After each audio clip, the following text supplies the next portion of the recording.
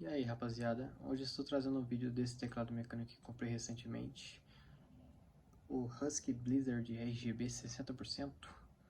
Achei ele muito bonito e compacto. Já estou com uma semana de uso, já posso dizer que compensou muito essa compra. Paguei apenas R$240 na Kabum. Eu tive alguns problemas na entrega, mas chegou tudo certinho, depois de um tempo. Veio com um removedor de teclas básico e o cabo USB-C, muito grande por sinal.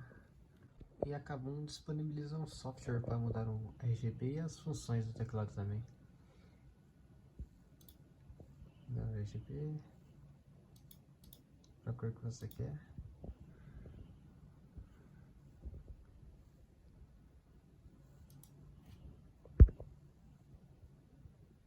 É um software muito bom para quem não sabe mudar as coisas. A própria Kabum disponibiliza. Agora eu vou mostrar um pouco do desempenho das teclas.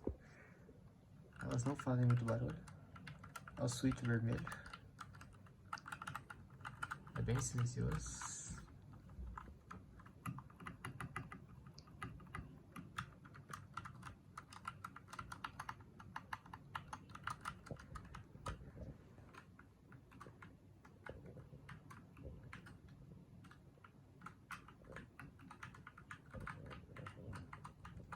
As teclas são muito macias de apertar.